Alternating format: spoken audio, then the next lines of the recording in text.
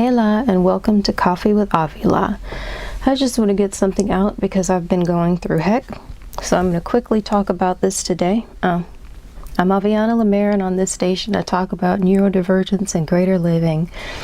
And so what I'm talking about is the concept of having friends and not having friends. I just want to quickly say there is a very strong concept out there that as an autistic individual, I don't want friends, I don't like people, I can't have interactions with people, I can't communicate. Last I heard, autism was classified as a communication disorder. Obviously, without getting into it, if you are going to be from a completely different neuro-linguistic and neurocultural society, which is Autism, and look at us and judge us by your standards without bothering for a moment, number one, to learn what our neuro language and or neurocultures are or what they mean. It is the 4th of July, and I just started hearing some sparklers or something, but I'm going to keep going because I fought for this video today. If you're going to judge us by standards that have nothing to do with our neuro language or our neuroculture, they're definitely going to come off as being different than yours, because your neuro language and neuroculture are different than ours. People who have judged us in that way have definitely gotten the message across that there's something different going on here.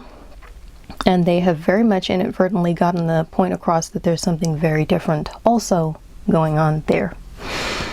Now, one of the things that makes that connect with having friends and not having friends, being lonely, and the reasons why some of us as autists, particularly, I'm going to talk about my experience, have not had friends or have not been communicating with others in the right way, as some people want to call it. When you function in a different way and communicate in a different way and bond in a different way and need different things and you want different things, it can be very, very strange to be in a world where very often, a lot of us, including me, in a world where we just don't have what we need to be okay, to be fed. One of the reasons why, spoiler alert, I have friends now. And there's a deep story behind that, and I don't even know how to broach it without talking for a long time, apparently, because I've tried this and then it takes the video off the rails. But I do have friends now, greatly because now I know I'm autistic, and now I understand everything about me and why it's about me. I function with myself in love now. I'm healing. So I look for what I need in a relationship. And what I need is not what I've had in the past. It's a reciprocal, loving relationship with somebody who can get me, understand me, or learn to speak in my language.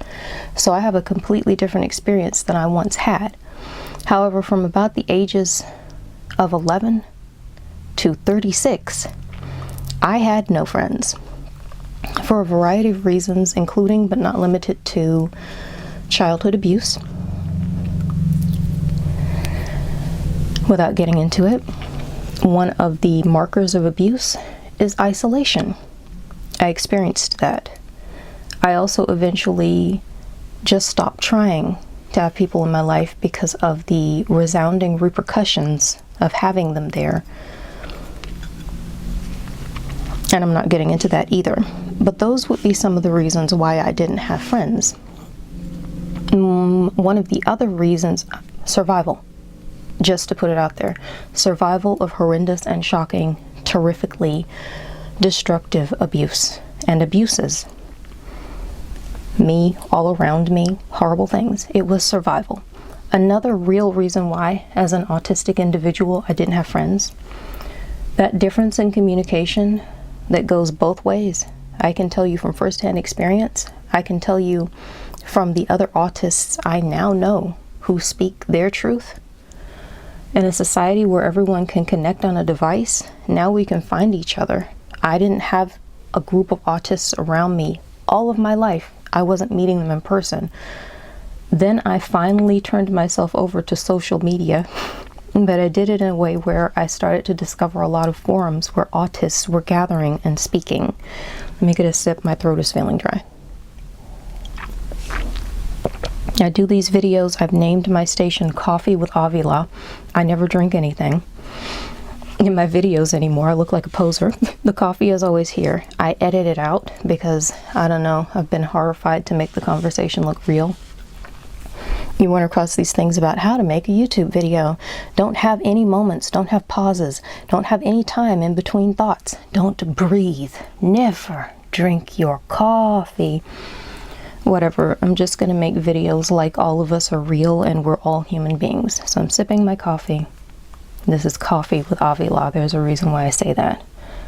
It's also one of my favorite stems. It relaxes me, which is why I do it while I'm making these videos. But back to my main point. I'm autistically communicating. I like to share information. My main point is that there is a lot of weight on some of us in the autistic community because in order to interact with Allists, we have very distinctly different communication styles, and it goes both ways. Allists clearly tend to find us confusing. We clearly tend to find them confusing. Inside the community, it's clear that we tend to find them confusing. They think that we're communicating in a way that is just really not going to fit with their style. Man, we think that they're communicating in a way that is just really not going to fit with our style. Excuse me. The difference is Allists can just about go anywhere and find more Allists and still have relationships in life. And we can't really do that as autists. So in order to survive, a lot of us, again, my first-hand experience also, have had to kind of make do with what we have, which means Allists don't have to deal with an autistic group of friends. They're not in a world filled with autists where no one communicates like them or relates like them. But we often are in a world filled with Allists where no one communicates or relates. So while they can go off as Allists and find other allistic people and just relate in a more natural way to them that they can more easily accept, that suits their brain type, if we go away, we're often just alone. So if we want to have friends, we very often have to learn their language, the allistic language and allistic culture, in order to interact in their way. That means a lot of masking, a lot of work, a lot of energy lost, very little coming back in return, because they don't translate their stuff for us. We tend to have to translate our stuff for them for survival, especially if having anyone in your life is important to you and your survival at all. And that level of masking and work, and it's a huge level of work, is part of the reason why some of us don't want to interact, because it's so exhausting. And it facilitates that self-hatred that says the only way you can be loved as an autist is to fake being something you're not. It's a horrifying spiral effect, and for me, that's yet another reason why personally I just didn't want to have the friends, because all of that time, no matter what, nonstop, different forms of abuse, health issues, different health issues, all the stuff I was dealing with in life that is also linked into by my autistic experience, or that is something, it's a lot of stuff I was dealing with because of the way my brain processes and because I'm autistic, but that wasn't the cause of it. It's the fact that the way I am, there was never a place for it in this world. So I was dealing with way too much, and every time I needed someone and I thought about all the work to always fake, to never be myself, the knowledge that I could only be loved, I didn't know I was autistic at the time, I just thought I was broken. So for me, the knowledge that I could never be loved for who I was and where I was, and that it was going to be so exhausting to be completely fake all of the time, it was a huge deterrent to even wanting to try to make friends. Because for me, in my heart, if you can't love me for who I am, and you can accept me for anything that I love, how how are you really a friend? How are you really a friend? What's left? If there's no truth, which is true friendship, and if there's no love, which is true friendship, then what really is even left if we don't actually have anything in common? But I have to pretend I have your stuff in common with you in order for you to tolerate me. And anytime I have anything anything at all going on with me that's not in common with you, that's different from you, you just dismiss it. How is that really a friend? I was never someone. There will be people who've had this experience. Theirs are valid. That's so obvious. I'm not sitting around telling somebody their experience is not valid. There will be people who will feel like my autism has limited me. I am suffering with a disorder. This is a disability. Their experiences, their mindset, their emotions, their spirituality are all going to line up, and their truth is going to be, this is a problem and it's the source of everything. And my experiences and mindset, etc., have all lined up. And I know for me, my truth is autism was never the problem.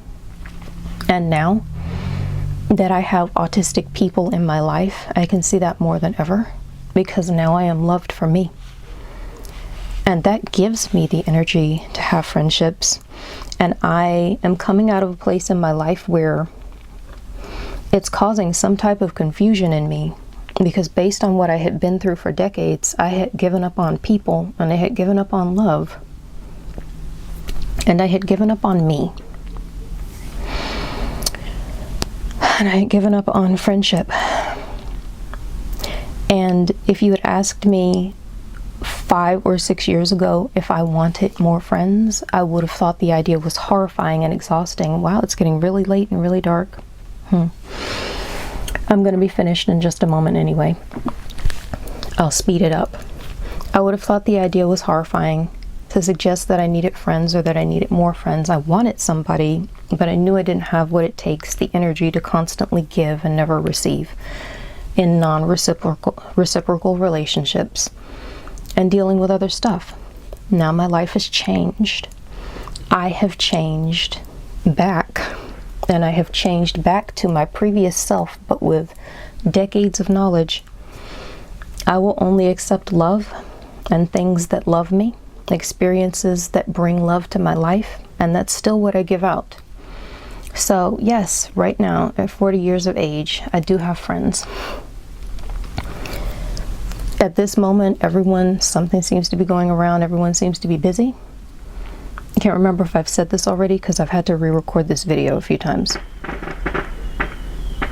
And now it's the 4th of July and that's happening, but I'm pushing through. Everyone is busy in my life. I'm busy. We're all going through things. We can't be our perfect self that's there for everybody and doing everything. And so I've been spending a lot of time alone, and it's been triggering me. My mind is saying, there you are again, isolated. So I'm dealing with that. I'm working on it and I'm healing.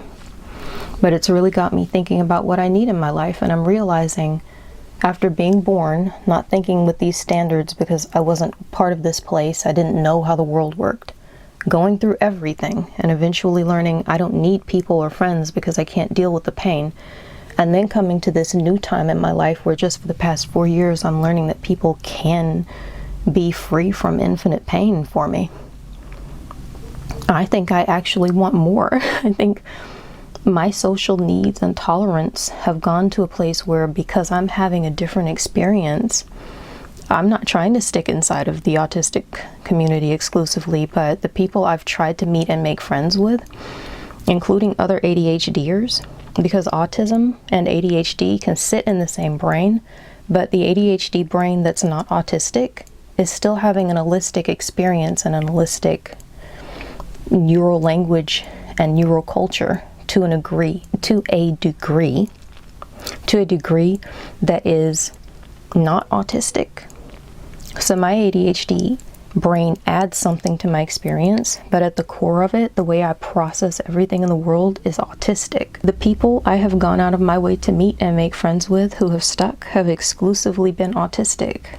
And so now I'm just having a different experience, because now everyone I meet gets me in some way. And so now suddenly, surprise, surprise to me, I'm finding myself being an extremely social autist, and that is making me rethink everything, including how I ended up getting this way and how I ended up being so non-social before. So yeah, I'm 40 years old. I do have friends. I have a smidgen of friends. True love coming at me. I'm very grateful for it. And suddenly I'm thinking I want more. And I don't know how to go about getting it, but I just know and believe people will come because the people who love me now just came. I manifested them. I got into a mindset and I loved myself and I said what I wanted and they came and they've been even better than what I could have imagined. And now I'm thinking I'd like to have just a few more people. So when everybody is going through something, maybe one person won't be going through so much that we all have to turtle into ourselves just to survive. And I can interact here a little bit and there a little bit, because I'm learning right now, while everybody is so busy, that even when I'm worn out and exhausted, I get fed and recharged by that autistic social energy, by the empathy, by the understanding, by the respecting of my values and my boundaries. And that kind of friendship I could definitely have more of in spades, or at least enough that I don't then get drained, because I've got so many good friends that I feel like I just don't have enough time or energy for all of them. But I could definitely have some more. And now I'm feeling, like I said, super social by comparison, and that's very confusing for me. I'm in a state of extreme flux where everything taught me one thing for decades, and then now, just over the past 4 years of my life, everything's teaching me something else. So I just wanted to share those thoughts, some of the reasons why I wasn't social before, some of the reasons why I am social now, how I got that way, and the fact that after everything, it turns out none of it was really truly because I was autistic. It just is sort of that being autistic in this world created somewhat of a multiplier effect. And I don't know, the way everything is set up, it sure looks like it's because I'm autistic, but it's really more like, if I'm going to be honest, by those standards, I could as easily, and perhaps in a more justifiable way, say that it was really happening because everyone else around me wasn't autistic. The standards, the culture, the language, all of that, it wasn't. So there wasn't really a place for me to be what I needed to be and what I was by nature in a healthier, safe way. And so I changed who I was. And I didn't lose my needs, but it definitely made me shift my conscious wants into another thing, into whatever it was that felt safer or safest by comparison.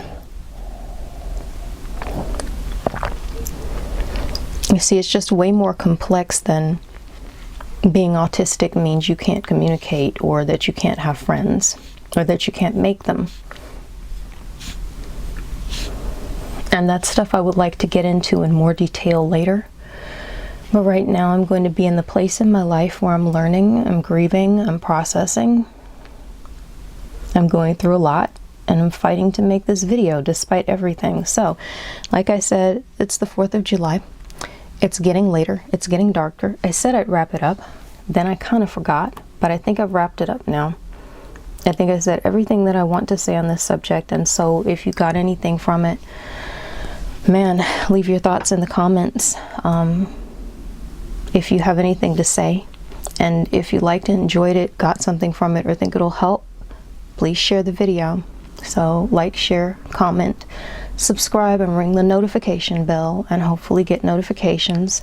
Seems like something's up with YouTube. I'm not getting notifications from other places either, but who knows, maybe it'll all get worked out. And I guess that's it. I think I'm about to mindlessly ramble from sheer exhaustion and burnout, so that's about it. Bye now.